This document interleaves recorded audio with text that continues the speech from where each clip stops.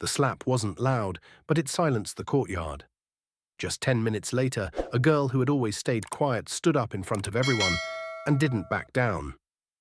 It was early Monday morning at Brookfield High, a quiet school tucked into the edges of suburban Kansas.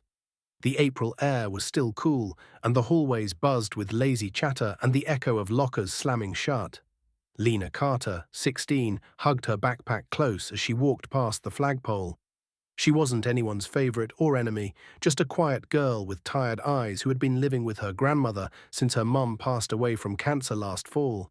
Lena kept to herself, followed the rules, and stayed invisible. That's how she thought she'd survive high school, but that illusion cracked when she rounded the corner near the science wing and saw it. Aaliyah Brooks, 15, new to Brookfield from the south side of Chicago, stood surrounded by Josh, Megan, and Tyler, the golden trio of Brookfield, kids born into power through their parents' names and bank accounts. Aaliyah wasn't loud and wasn't flashy. She carried herself with a kind of calm confidence that clearly made them uneasy. Lena froze as she saw Josh shoulder-check Aaliyah hard enough to send her crashing to the ground, her books spilling across the walkway. Megan laughed. Tyler didn't even blink. Dozens of students walked by. Not one stopped. Not the teachers near the window, not even the security guard sipping coffee in his golf cart. And Lena? She didn't move either. She just stood there, until Aaliyah looked up. Their eyes met. It wasn't a plea for help. It wasn't anger. It was a quiet, steady question, one that hit Lena harder than any slap ever could. Are you going to be like them? After school, Lena found Aaliyah sitting alone beneath the wide oak tree behind the library, quietly dabbing at the blood trickling down her scraped knee with a crumpled napkin. The sunlight filtered through the branches, casting fractured patterns across the grass. Lena hesitated, then stepped closer. "You okay?" she asked, her voice barely above a whisper. Aaliyah looked up but didn't smile. "Yeah," she replied flatly. "Happens more often than you'd think." The way she said it, like pain was just part of the schedule, hit Lena harder than she expected. She stood there for a beat, unsure of what to say. Then her gaze drifted across the courtyard, where Josh, Megan, and Tyler were now laughing loudly by the snack machines near the gym, tossing bags of chips and nudging each other like they hadn't just shoved someone into the ground an hour earlier. Something inside Lena snapped, not with rage, but with purpose. She slipped off her backpack and handed it silently to Aaliyah. "Hold this," she said, tightening her ponytail. Before Aaliyah could protest, Lena was already walking. Her steps weren't fast, but they were steady. She approached the group head-on, no trembling, no theatrics. When she spoke, her voice was low but firm. "I filmed what you did this morning," she said. "If you ever touch her again, I'll make sure every news outlet in Kansas has a copy." Josh raised an eyebrow and scoffed. "You think you scare me?" Megan leaned against the wall, smirking. "Please, you're just a quiet little nobody." Lena didn't blink. "My mum was a civil rights attorney. She taught me a few things before she died, like how to make sure stories like this don't get buried." That landed. The smirks faded. Tyler shifted his stance. Josh's jaw tensed just slightly, barely noticeable, but Lena saw it. "There aren't any cameras back there," Megan muttered. "No proof." Lena stepped forward. "You sure about that?" "Because I was holding my phone, and there were students at the second-floor window." She was bluffing. She hadn't recorded anything. But sometimes belief is louder than proof. Josh narrowed his eyes. "You better watch yourself." Lena didn't flinch. "Number you better, because next time it won't just be me watching." A moment of silence passed, thick and tense. Then Josh rolled his eyes and muttered something under his breath, walking off with Megan and Tyler trailing behind. Lena stood there for a second longer, just to make sure they were gone. Then she turned back toward the oak tree, where Aaliyah still sat, holding Lena's backpack like it was something fragile. As Lena approached, Aaliyah blinked in disbelief. "Did you really record them?" she asked. Lena shrugged. "Does it matter?" Aaliyah paused, then nodded slowly.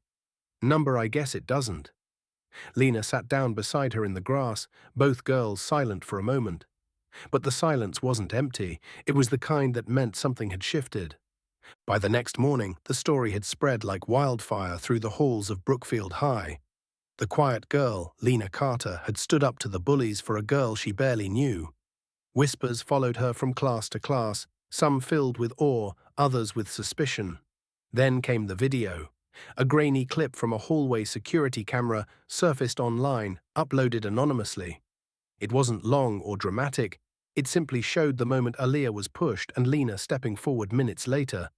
But it was enough. Enough to prove Lena hadn't made it up. Enough to make the school administration act. Josh, Megan, and Tyler were each given 3-day suspensions, a slap on the wrist by most standards, but more than anyone had expected, given who their parents were.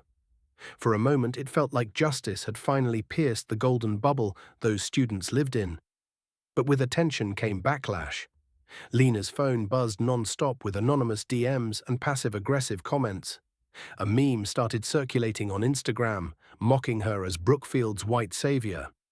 Someone even edited her face onto a superhero costume with the caption, "Relax, Lena, nobody asked you." At lunch, she overheard whispers that she had only done it for attention, that maybe she liked the spotlight more than she let on. A few teachers stopped her in the hallway, not to thank her, but to quietly suggest she let things settle down and not stir up more drama. It was a strange, lonely space to occupy, admired by some, resented by others, and misunderstood by most. That afternoon, Lena found Aaliyah waiting for her by the back steps of the school, holding a soda in one hand and a folded paper in the other.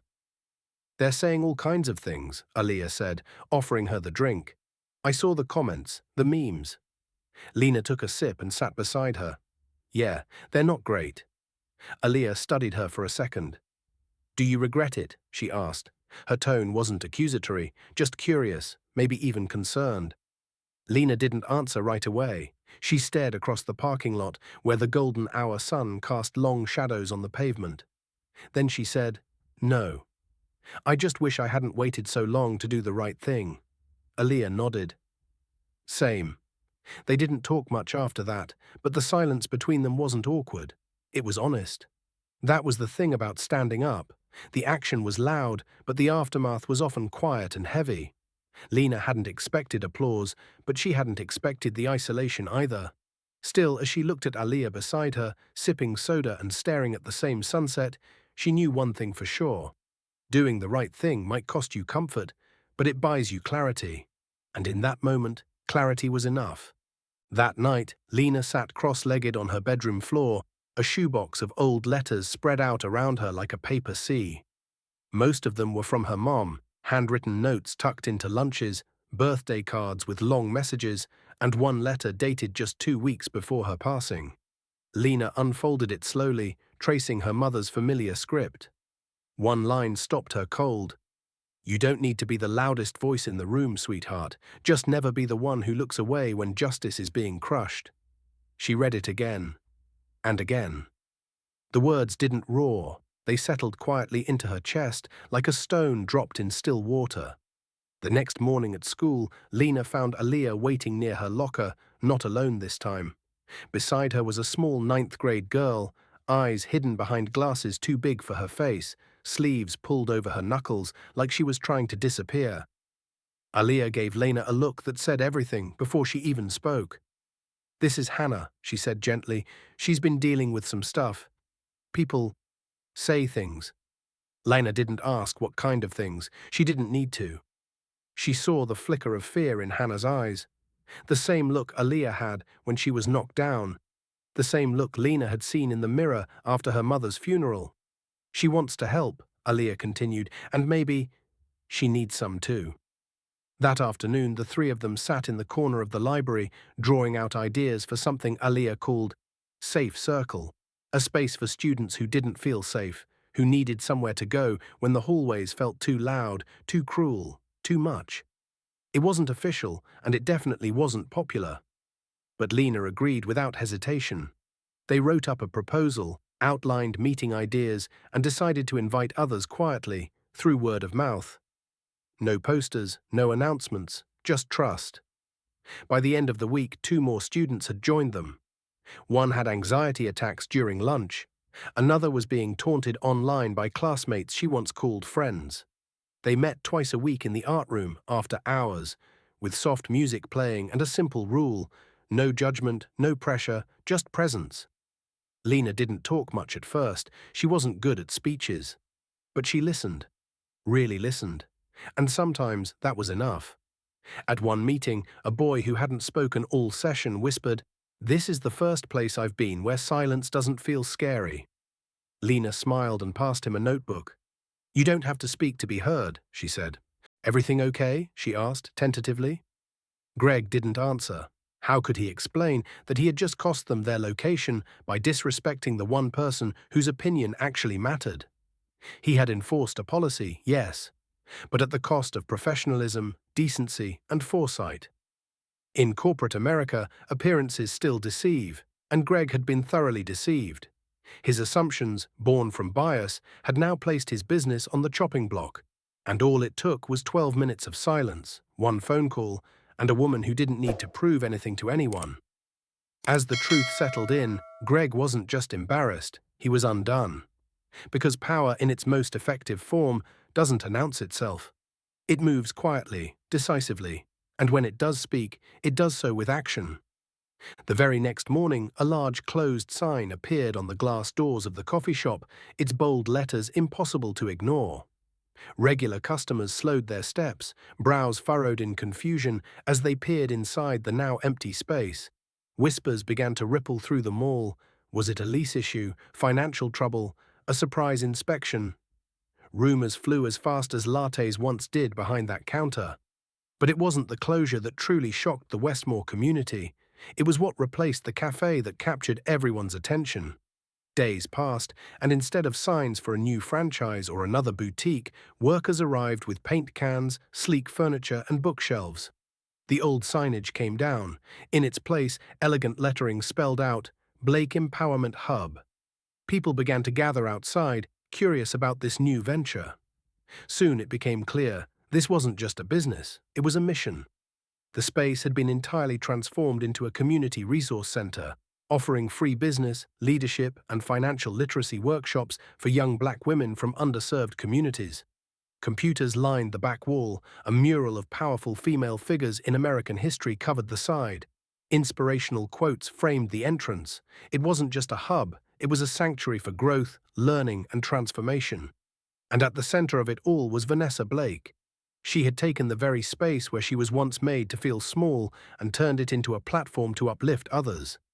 There were no press conferences, no gloating, and no mention of the cafe that once occupied the spot. Just purpose-driven work, carried out with intention and clarity. Former baristas from nearby shops stopped by, some recognizing her immediately, others connecting the dots only after hearing the full story. Community leaders applauded the effort, calling it a masterclass in grace, leadership, and redirection of power. Vanessa never once spoke publicly about what had happened in that shop. She didn't need to.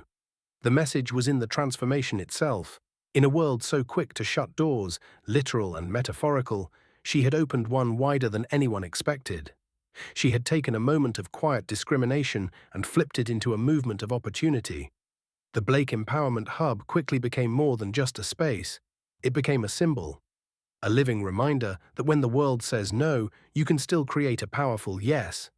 Not just for yourself, but for everyone behind you. What was once a place of exclusion now stood as a beacon of inclusion, innovation, and inspiration. Vanessa understood that revenge could have been loud, but impact would always speak louder, and she chose impact. At the grand opening of the Blake Empowerment Hub, a diverse crowd gathered beneath soft string lights and a modest podium positioned where a coffee counter once stood. Community members, local leaders, students, and business professionals filled the space with quiet anticipation. Vanessa Blake stepped forward, not in a power suit, but in that same beige hoodie and white sneakers that had once been dismissed as not respectable enough. The moment was symbolic, powerful, and deeply intentional. She paused, looking out at the crowd, before speaking with a calm but resonant voice. "I was once turned away from this very spot," she began. "Not because I caused trouble, not because I disrespected anyone, but because of how I looked. Because someone decided I didn't belong. I know that feeling. I've lived that judgment. But I also know the power in choosing how we respond. Her words were not angry. They were measured, wise, and grounded in experience. I could have retaliated. I could have fought fire with fire, but I didn't come here to prove a point. I came here to make a change. Instead of revenge, I chose to build what I once needed. A space, a chance, a door that opens instead of closes. Murmurs of agreement rippled through the crowd. Vanessa's gaze swept the room again, then settled softly. Sometimes, she said, her voice slightly warmer, what seems like just a restroom is actually the door to a revolution. The audience broke into applause, some people wiping away tears, others exchanging looks of admiration. Behind her, the new logo of the Blake Empowerment Hub shimmered in the morning light, a symbol of transformation, of redefining spaces that once excluded, and of rewriting narratives through purpose rather than resentment. What Vanessa had done was more than symbolic. She had taken personal pain and shaped it into public progress. She hadn't just created a program, she had created a legacy. Young women who once felt unseen now had mentors. Aspiring entrepreneurs who lacked resources now had guidance. Every workshop, every mentorship session, every resume review conducted inside that space echoed a quiet defiance against a society too often quick to judge. Vanessa knew she could have made headlines through retaliation, but she chose a quieter, more lasting path, one that would ripple outward with every woman who walked through that glass door and walked back out stronger. That morning, she didn't just reopen a storefront, she reopened possibilities. In a country where black women are too often silenced, sidelined, or scrutinized for simply existing, Vanessa's stand was not just personal, it was cultural. Her act of grace was her rebellion. Her compassion was her power. And with every story that would unfold within the walls of the hub, her message would ring clear. Redemption isn't about returning harm, it's about rewriting the future. And sometimes, the smallest denials become the loudest catalysts for change. Within days, Vanessa Blake's story exploded across TikTok, X, formerly Twitter, and Instagram, garnering millions of views and reactions. A grainy clip of the Blake Empowerment Hub's ribbon-cutting ceremony, where she stood tall in the same beige hoodie that once invited judgment, was reposted by celebrities, entrepreneurs, and activists alike. But what truly ignited the internet was a viral caption that captured the heart of the moment. "Don't underestimate a woman in a hoodie, she might own the building." That line struck a nerve across generations, sparking conversations about power, appearance, and the quiet defiance that so often rewrites the rules. Comment sections filled with people sharing their own stories, being denied service, doubted in meetings, or overlooked in classrooms, until the moment they proved otherwise. But Vanessa's story wasn't just about poetic justice or a corporate clapback. It was about how she responded, with grace, with vision, and with purpose. She didn't seek to humiliate those who had humiliated her. She didn't hold a press conference to shame anyone by name. She didn't lean on wealth or title to win validation. Instead, she let her actions speak. She transformed a place of exclusion into a launchpad for inclusion, and by doing so, sent a clear message. True power doesn't boast. It builds. In a world obsessed with instant reactions, Vanessa chose a patient, intentional revolution. And that choice rippled outward, inspiring not just admiration, but reflection. The lesson is clear: judging someone by their appearance is one of the oldest and costliest mistakes we continue to make. The color of a hoodie, the tone of someone's skin, or the casualness of their outfit says nothing about their capabilities, their worth, or their ownership of the space they occupy. But those judgments still happen, every day, in boardrooms, boutiques, coffee shops, and classrooms. Vanessa's story reminds us that behind every quiet presence may be a brilliant mind, a changemaker, a gate opener. And while status can often be silent, impact never is. Real power doesn't seek attention, it seeks transformation. It shows up not in noise, but in what's built in the aftermath of disrespect. More importantly, if you are one of the few fortunate enough to hold a position of influence, whether it's as a CEO, a team lead, a teacher, or simply someone with a platform, then your responsibility is greater than your pride. Use your position to open doors for others, not shut them in their face. Because the truest measure of success isn't what you accumulate, it's what you enable in others. Vanessa didn't just reclaim her dignity, she reclaimed the space for generations to come. So the next time someone walks in wearing a hoodie, don't look away. Look closer. You might be standing in the presence of someone who's already changed the world and is just waiting for the right moment to do it again. If this story moved you, challenged you, or made you think differently about how power shows up in everyday life, don't forget to like, comment, and subscribe to X Daily Stories for more powerful narratives that matter. Because sometimes the quietest people in the room are the ones who can change it.